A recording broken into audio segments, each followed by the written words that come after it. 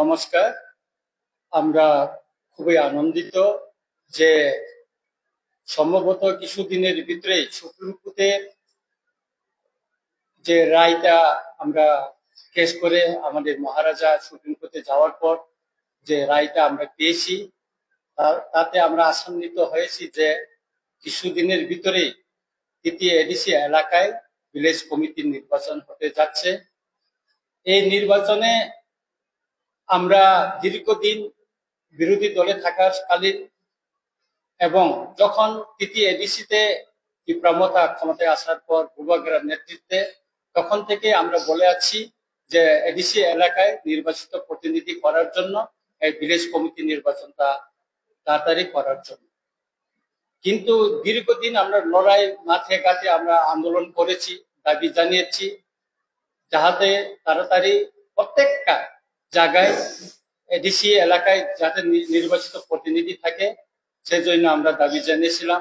আপনারা জানেন নির্বাচিত প্রতিনিধি যদি না থাকে সেখানে নীতি আয়োগের টাকা সেখানে খরচ করা যায় না বা নীতি আয়োগের থেকে কোনো বাজেট বা সেখানে পাঠানো হয় না। সে থেকে দীর্ঘদিন তৃতীয় এডিসি এলাকার জনগণ বঞ্চিত, বিশেষ করে ত্রিপুরার জনগণ বঞ্চিত। আমরা হাইকোর্টে লড়াই করেছি, হাইকোর্টে লড়াই করে আমরা অনেক দীর্ঘ অন্তত 2 বছরের উপর আমরা লড়াই করে আছি। এখানেও অনেক ঝামেলা, অনেক কিছু সমস্যার জন্য আমরা এখানে দেরি হওয়ার জন্য আমরা সুপ্রিম কোর্টে গেছি। আমাদের মহারাজ প্রদীপ কিশোর দেববর্মা তিনি চিন্তা ভাবনা করেছেন যে এডিসি এলাকায় কোনো নির্বাচিত প্রতিনিধি যদি না থাকে তাতে উন্নয়নের জন্য খুব ব্যাঘাত ঘটে এবং উন্নয়নের জন্য আমাদের নির্বাচিত প্রতিনিধির প্রয়োজন। সেই বিবেচনা করে আমরা সুপ্রিম কোর্টে গেছি এবং মাননীয় সুপ্রিম কোর্ট কিছুদিন আগে একটা রায় দিয়েছেন যে 1 মাসের ভিতরে রাজ্য সরকারকে কেন এডিসি এলাকায় নির্বাচিত হচ্ছে না ভিলেজ কমিটি তার জবাব দেওয়ার জন্য। আমরা আশা করি কিছুদিনের ভিতরে এই 1 মাসের ভিতরে এখান থেকে হলফনামা জমার পরে মাননীয় সুপ্রিম কোর্ট একটা ভার্ডিক্ট দিবেন এবং তারপরে হয়তো তৃতীয় এডিসি এলাকায় ভিলেজ কমিটি নির্বাচন হবে বলে আমরা আশা করছি।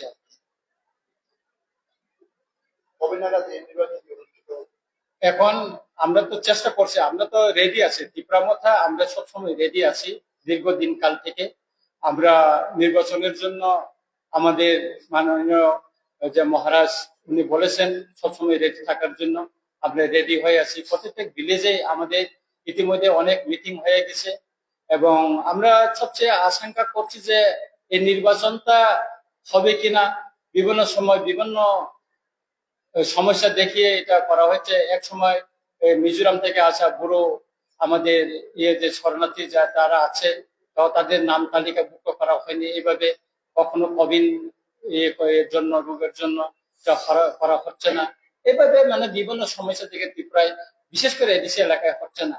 কিন্তু অপরদিকে আমরা কি দেখি যে জেনারেল এলাকাতে এখানে পঞ্চায়েত নির্বাচন হচ্ছে, আপনার মিউনিসিপাল কাউন্সিল নির্বাচন হচ্ছে, জেলা পরিষদের নির্বাচন হচ্ছে, এখানে 2টা বিধানসভার 2টা সিট ভ্যাকেন্ট ছিল এটা নির্বাচিত হয়েছে, অথচ এডিসি এলাকায় 2টা সিট ভ্যাকেন্ট আছে সেটা নির্বাচন করা হচ্ছে না। সুতরাং আমরা চাই দ্রুত এডিসি এলাকায় ভিলেজ কমিটি নির্বাচন হোক, সেখানে নির্বাচিত প্রতিনিধি হোক, সেখানে উন্নয়নে আরো ত্বরান্বিত হোক, সেটা আমরা চাই। তীব্রমথা এবং মহারাজা আমাদেরকে নির্দেশ দিয়েছেন যে খুব শীঘ্রই যাতে এডিসি এলাকায় সুস্থভাবে এডিসি ভিলেজ কমিটি নির্বাচন করা যায় সে এটা মানে দ্রুত একটা ব্যবস্থা কিভাবে নেওয়া যায় তারা উনি আমাদেরকে নির্দেশ দিয়েছেন এবং আমাদের সাংগঠনিক ইতিমধ্যে আমরা শক্তিশালী করে তোলার জন্য এবং আমাদের নির্বাচনের জন্য আমরা যে কাজ গুলি করার প্রয়োজন সেগুলি ইতিমধ্যে আমরা শুরু করে দিয়েছি। কতদিন পরে এই নির্বাচন হতে যাচ্ছে এবং এতদিন যে নির্বাচনটা ছিল কি হয়েছে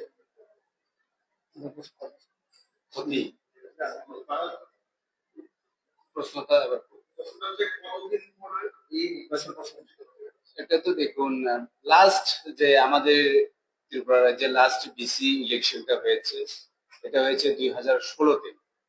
2016-র পরে আবার নির্বাচন হওয়ার কথা ছিল 2021, কিন্তু 2020-তে যখন করোনা মহামারী হয়েছিল, তখন একটাই কারণ দেখানো হয়েছিল যে এখানে এখন বেশি ইলেকশন অথবা যে কোনো ইলেকশন করা যাবে না। কিন্তু আমরা দেখতে পেয়েছি, আপনারা সবাই সাক্ষী আছেন, যে আমাদের 2021-এ টিটিএডিসি যে জেনারেল ইলেকশন, সেটাও হাইকোর্টে কেস করার পরেই হয়েছে। এরপরে বাকি ত্রিপুরার যতগুলি ইলেকশন হয়েছে, যেটা আমাদের এমএলএ সাহেব বলেছেন, যে পঞ্চায়েত ইলেকশন, গ্রাম পঞ্চায়েত ইলেকশন, পঞ্চায়েত সমিতি, জেলা পরিষদ, বাকি মিউনিসিপ্যালিটি কাউন্সিল, কর্পোরেশন, এরপরে আমাদের আহ, বিধানসভা হয়ে গেছে, সব ইলেকশন হয়ে গেছে। শুধু আমাদের টিটিএডিসি এরিয়াতে যারা আমরা বসবাস করি, হোক তিপ্রাসা অথবা নন তিপ্রাসা, এখানে আমাদের যে ফান্ডামেন্টাল যে রাইটস, ওইগুলি আমরা পাচ্ছি না। কারণ 2021-এ যে আমাদের ভিলেজ কমিটি ইলেকশনটা হওয়ার কথা ছিল, কিন্তু আনফরচুনেটলি আমরা দেখতে পাচ্ছি ত্রিপুরা রাজ্যে আমাদের এডিসি এরিয়াতে যারা বসবাস করছে, তারা তাদের যে অধিকার পাচ্ছে না। কারণ এই বেশি ইলেকশন হয়নি, তাই আমাদের পাবলিক রিপ্রেজেন্টেটিভ ওখানে এখন আজ অবধি এখানে আমাদের পাবলিক রিপ্রেজেন্টেটিভ নেই। সেহেতু আমরা সেই মোতাবেক আমরা দেখেছি যে যাতে এই ইলেকশনটা করা হয়, জনগণ যাতে এখানে তাদের অধিকারটা পায়, তার জন্য আমাদের ত্রিপুরামথার তরফ থেকে আমরা হাইকোর্টে কেস করেছিলাম। কিন্তু হাইকোর্টের অর্ডার থাকা সত্ত্বেও যে ইলেকশন কমিশন বিভিন্ন কারণ দেখিয়ে এখানে ইলেকশনটাকে ডিলে করছে, তাই আমাদের মহারাজ সুপ্রিম কোর্টে কেসটা বাধ্য হয়ে কেস করতে হয়েছে, পিটিশন করতে হয়েছে। এখন আপনারা সবাই জানেন, সুপ্রিম কোর্ট বলেছে যে 4 সপ্তাহের মধ্যে যাতে ইলেকশন কমিশন, স্টেট গভর্নমেন্ট এটার উত্তর যাতে দেয় যে কি কারণে এবং কেন এখনো এই ইলেকশনটা করা হচ্ছে না, এবং সেটা তাড়াতাড়ি করার জন্য সুপ্রিম কোর্ট অর্ডার দিয়েছে, এটা আপনারা সবাই জানেন। আমরা তখন থেকেই রেডি ছিলাম এবং এখনো রেডি আছি। কিসের জন্য? শুধু ইলেকশনের লড়াই করার জন্য। আমাদের ত্রিপুরায় যারা এডিসি এলাকায় থাকে, তাদের অধিকারটাকে সুরক্ষিত করার জন্যই আমরা এখানে হাইকোর্টে এবং সুপ্রিম কোর্টে কেস করেছি। রাজ্য সরকার অথবা ইলেকশন কমিশন এটা জানা উচিত যে ত্রিপুরা রাজ্যে এডিসি অথবা 6 শিডিউল বলে একটা নির্দিষ্ট জায়গা আছে, ওখানের লোকেরা যাতে তাদের যে অধিকারগুলি পায়, যেটা আমাদের এমএলএ সাহেব বলেছেন, নীতি আয়োগের ফান্ড আছে করে ওখানে প্রতিনিধি নেই, তার জন্য অনেক ক্ষয়ক্ষতি হচ্ছে। বিভিন্ন ফান্ড এখানে ইমপ্লিমেন্ট করা যাচ্ছে না। তাই আমরা আহ মহারাজকে ধন্যবাদ জানাচ্ছি যে ওর আগেও 2021-এ বেশি ইলেকশন বাদেও আমাদের যে সাধারণ নির্বাচন এডিসি, সেটা কেস করে করানো হচ্ছে। তাহলে আমরা আমাদের যে এডিসি এরিয়াতে আমাদের বসবাস করা তিপ্রাসা অথবা নন তিপ্রাসাই হোক, তাদের অধিকারের জন্য কি আমরা কি সবসময় কেস করে করেই আমরা নির্বাচন করাবো নাকি? ওইটাই হচ্ছে বড় প্রশ্ন। সুতরাং আমরা আশাবাদী এখন ইলেকশন হবে এবং সেই ইলেকশনে আমরা স্ট্রংলি পার্টিসিপেট করছি এবং আমরা অবশ্যই আমাদের জনগণকে তাদের অধিকার সুরক্ষা করার জন্য প্রতিজ্ঞাবদ্ধ এবং আগামী দিনে আমরা তাদেরকে সুরক্ষা দিতে পারবো বলে আমরা মনে করি। এবং তার সঙ্গে সঙ্গে আমরা মহারাজকে অসংখ্য অসংখ্য ধন্যবাদ জানাই। উনি ত্রিপুরা রাজ্যের জনগণের জন্য কাজ করছেন, ত্রিপুরার জনগণের ভালো হোক সেই চিন্তা ভাবনা আমাদের মহারাজা করছেন এবং আগামী দিনে ত্রিপুরা রাজ্যে যারা বসবাস করেন তাদের অধিকার এবং তাদের যে সাংবিধানিক যে সুরক্ষা সেটা অবশ্যই আমাদের মহারাজা দেবার জন্য চেষ্টা চালিয়ে যাচ্ছেন। এবং আপনারা সবাই দেখছেন আমাদের মহারাজ কিভাবে কাজ করে চলছেন। তো এটা তো বলার আর অপেক্ষা রাখে না যে আমাদের ত্রিপুরা রাজ্যে অগ্রগতির জন্য এবং এডিসিতে যারা বসবাস করে তাদের জন্য আমরা আমাদের মহারাজ এবং আমাদের স্পেশালি যে মহারাজের কাছে গড়া এই ত্রিপুরা মথা পার্টি আগামী দিনে ভিলেজ কমিটি অথবা এডিসি নির্বাচন, সাধারণ নির্বাচন, ওগুলিতে আমরা অবশ্যই আমাদের পার্টি স্ট্রং আছে, এটা সারা ত্রিপুরা রাজ্যের সুনাগরিক সবাই জানেন। এবং আমাদের দুটি বাই ইলেকশন, যেটা আমাদের দুটা সিট খালি হয়ে গেছে, সেখানেও আমাদের ইলেকশন করা হচ্ছে না। একটা হচ্ছে কুলাই চাম্পাওয়ার আর একটা হচ্ছে মান্দাই পুলিন। ওই দুইটিও আমাদের এখনো বাই ইলেকশন করা হচ্ছে। সেখানে কারণটা কোথায় আমরা খুঁজে পাচ্ছি না, কিন্তু আমরা ত্রিপুরা মতো মনে করি যে কোনো জায়গাতে যদি এখন আবার নির্বাচন হয় আমরা 100% নিশ্চিত যে আমরা এখানে জয়যুক্ত হবে এবং জনগণের জন্য কাজ করবো। সেটা অনেক প্রশ্ন। সেক্ষেত্রে যেহেতু আপনারা সরকারের সঙ্গে যুক্ত আছেন, এবার যে ইলেকশন আপনারা প্রতিদ্বন্দ্বিতা করেন, সেখানে কি ইলেকট্রিক নিয়ে সমঝোতা আছে যে 564টা পাঁচ কতটা 587 587 এর মধ্যে কতটা আপনারা দেবেন, কতটা বিজেপি দেবে, যেহেতু আপনারা সরকার Are you going for an alliance? That is the আইগলি sir Actually, for the alliance, we cannot say right now because we are doing works for our Tripura Motha individually. In case of alliance, in the matter of alliance, we are not able to say right now because our Maharaja is the highest authority to speak about the matter. Two things. The question rises, part as you say, part of the government. It seems a party, not a part of the government, did not wanted the election to happen. Because I have read that notice of the Supreme Court, according to which it is the duty of the election commission, which state of Yes. the center, before an election is due, election should take place. But in particularly only in one section, this election does not take. The opposition बाबा यही सवाल उठा रहा है कि is this government for the people, particularly the indigenous people? Does it speak well about the government when the election for the BC only is not happening? How serious is the government about the fact? See, in the opposition party can say anything, whatever they want.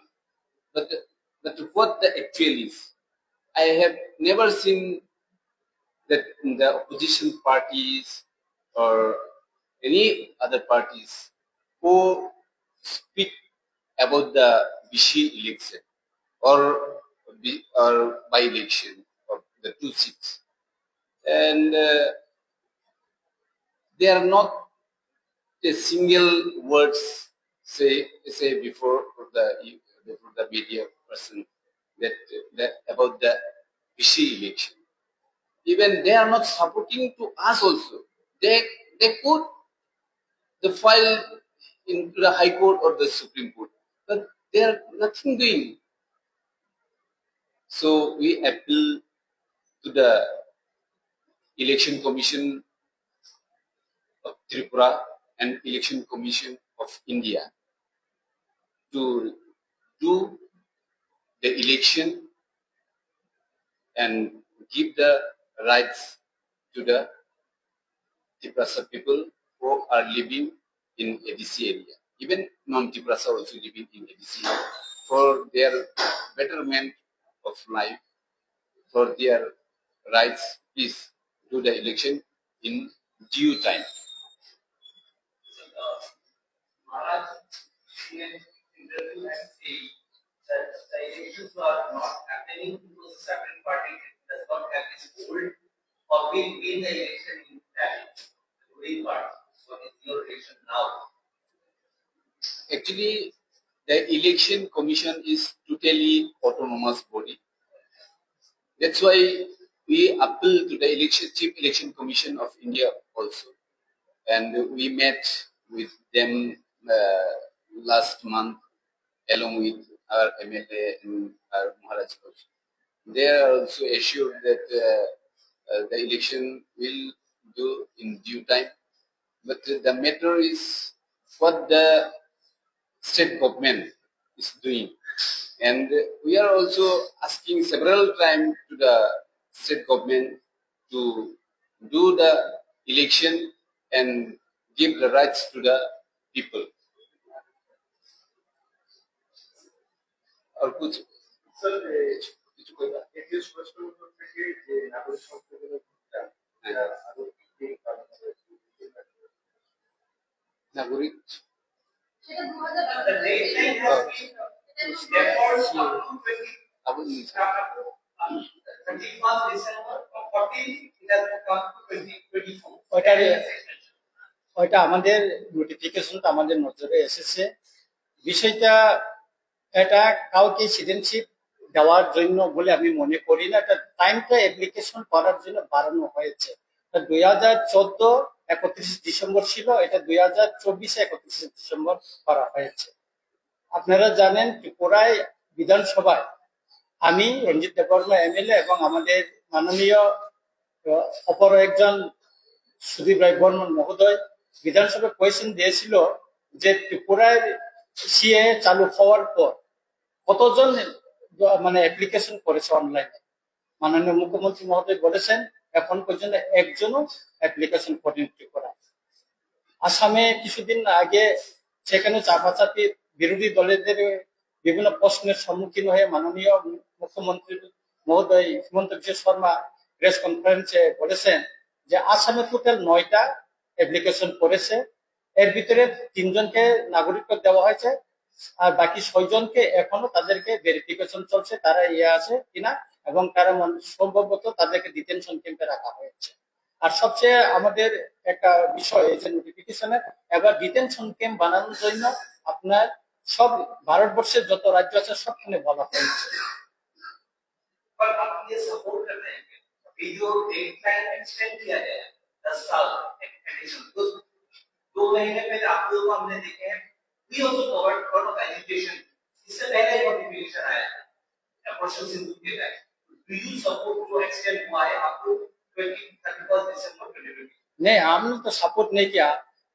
हम तो हमारा जो party है हमारा महाराष्ट्र उन तो CAB का against में हम तो केस सुप्रीम कोर्ट में किया है, तो हम तो सपोर्ट नहीं किया है, हम तो सपोर्ट कभी नहीं करेंगे। इसलिए हमारा त्रिपुरा सा लोगों को लेके महाराष्ट्र एजुकेशन बहुत किया है, त्रिपुरा में बहुत मूवमेंट किया है, अभी तक हम मूवमेंट कर रहा है सुप्रीम कोर्ट में, हम ग्राउंड में लड़ाई कर रहा है, सुप्रीम कोर्ट भी हम लड़ाई कर रहा है।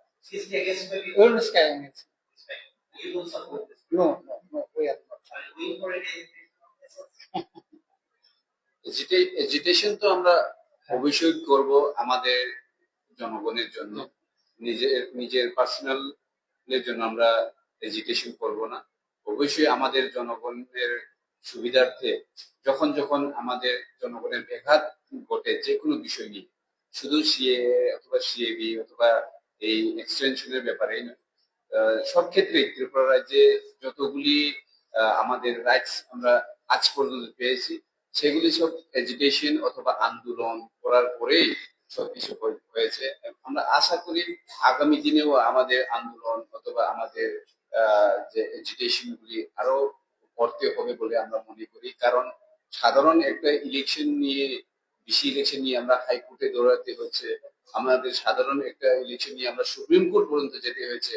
তার থেকে একজন ভারতের নাগরিক হয়ে তার থেকে লজ্জার কিছু আছে বলে আমরা মনে করি না।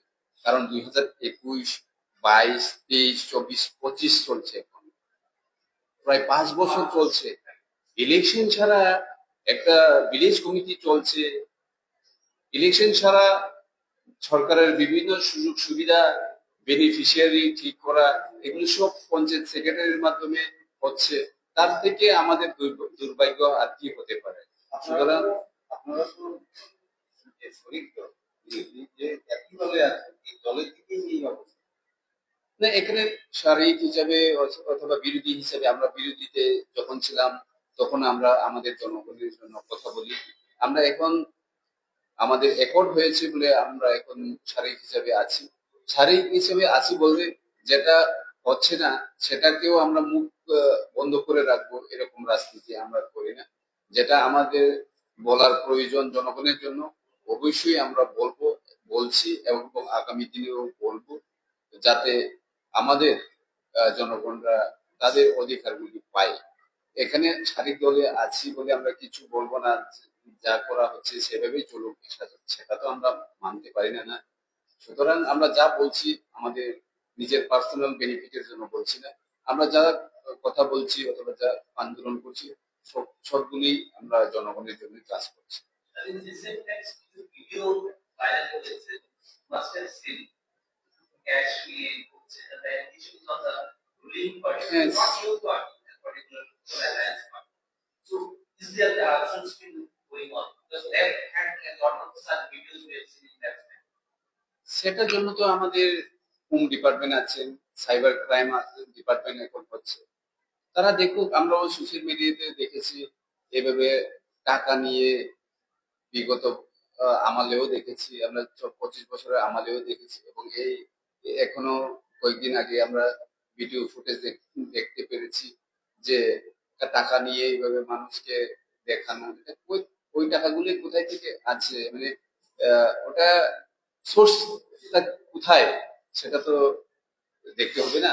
আমাদের ক্রাইম ব্রাঞ্চ যেহেতু খোলা আছে, এবং আমরা অবশ্যই নিন্দা জানাই এইসব ঘটনার জন্য, এবং যাতে জনগণের সাথে এরকম যদি না হয়, মানে এইগুলো এই টাকাগুলো কোথায় থেকে আছে। এটা তো হইতে পারে জনগণের টাকা, অথবা ওনার যদি পার্সোনাল টাকা হয় তাহলে উনি বলুক যে এটা এই সোর্স থেকে আমার এই টাকাটা এসছে। দুর্ভাগ্য হইল কি যে আমরা বামফ্রন্ট আমলেও দেখেছি যে বামফ্রন্টের একজন কর্মী টাকার বিছনা করে ঘুমাইতেছে। এখন এই সরকারের সময় আমরা দেখছি যে এখানেও টাকা, মানে বান্ডিল বান্ডিল টাকা মিডিয়ার সামনে নিয়ে আসছে।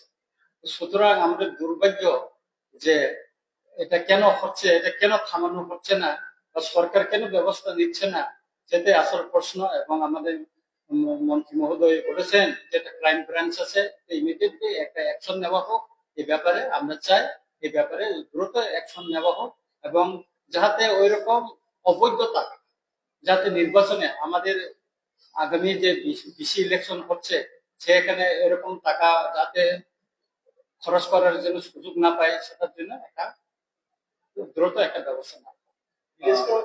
ভিলেজ কাউন্সিল নির্বাচনে এবং ভিলেজ নির্বাচন নিয়ে ত্রিপুরা কতটুকু আমরা প্রস্তুত, আমরা তো আগে থেকে প্রস্তুত আছি। আমরা তো দাবি জানাচ্ছি, আমরা দাবি জানিয়ে তো সুপ্রিম কোর্টে গেছি।